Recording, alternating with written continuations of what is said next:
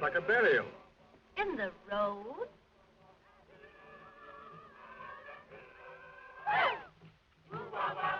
Driver, what is it?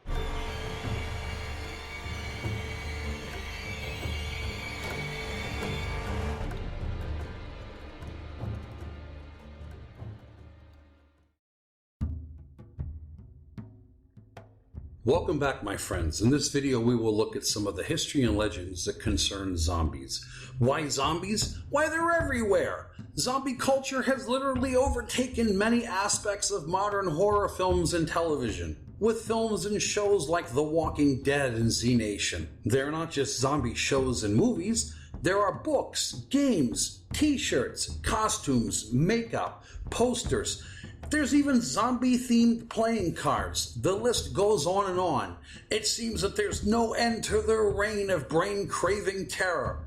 And on the flip side of all this undead mania are the zombie preppers and all the defenses that are out there. Everything from full-scale zombie-free compounds to elaborate weapons and tactics that will help ensure your survival for when the outbreak takes place.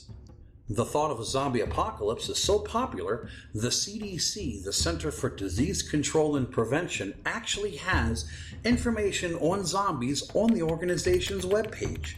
And when it was originally launched, the response was so great that it actually crashed the site. It's overtaking everything! Quick, run to the hills! But seriously, have you ever wondered where all this came from? Well, the idea of undead creatures like this, there's really nothing new. It goes all the way back to Gilgamesh from the Sumerian culture around 2500 BC. And there are creatures that are zombie-like in various parts of the world. And unlike our modern American counterparts, they don't eat brains. The ones in China eat chi, which is kind of like the essence of the soul, but don't worry, your gray matter is safe. The first record we have of the word zombie, spelled with no E, appears in writing in a story published in 1838, and the legend and practice of making zombie traces its roots to Haiti and Haitian Creole traditions that have their roots in the various religions of Western Africa. African slaves in the islands felt that the only escape from a life of servitude was death, and thus their souls would be transported back to a kind of heaven-like place similar to the fertile plains of Africa. But if someone could take control of them after death and keep them a slave, forever in servitude of an overlord, unable to make any conscious thought, just as a human shell that resembled more or less something of a robot or an android than a person, under complete control of a master doing his bidding, well, that was a fear worse than death itself. A voodoo priest, known as a bokor, would prepare a powder concoction made from various animals and plants, and then the ritual would be performed. The ritual could be performed on anyone, even an enemy, thus giving someone power over them. Unlike our modern brain-craving brethren, these animated corpses were basically there to do someone's bidding. There were actual cases where people living in Haiti were reputed to be zombies, and this was even investigated by anthropologist and ethnobotanist Wade Davis. He traveled to Haiti and investigated a Haitian bokor and the process of making zombies. His studies focused on the ingredients and preparation of the zombie-making powder. He also studied a case of zombification of a man, Claravis Narcisse, who was reported as being a zombie for 2 years. The powder used was said to contain various poisons and ingredients from fish, lizards, plants, and even parts of human bones.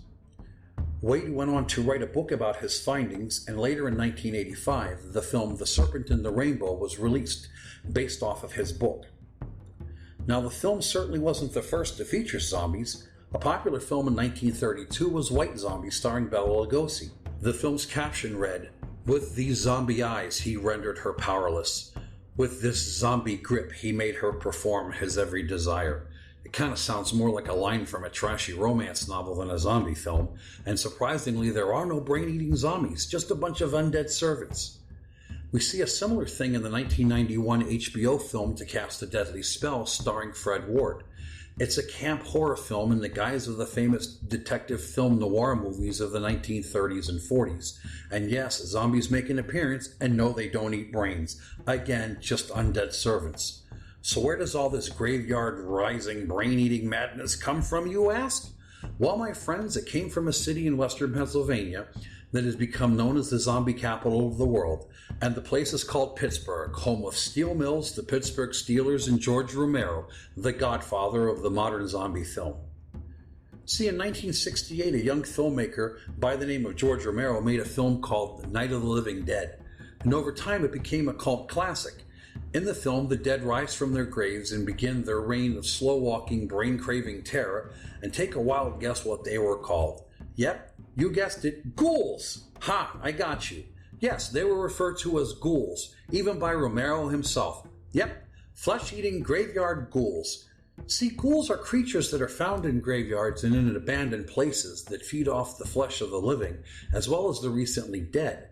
They're an old Middle Eastern legend that closely resemble what we now think a zombie is. See, over time, the film produced sequels like Day of the Dead and Dawn of the Dead, and so you're wondering when and why did they start using the name zombies and not ghouls? Well, my friends, the name came from us, the living. Somewhere, somehow, the name zombie was used and it stuck good. And from that point on, our fears, superstitions, and obsessions with these beings has propelled them to the point where it's not hard to have some form of contact with them.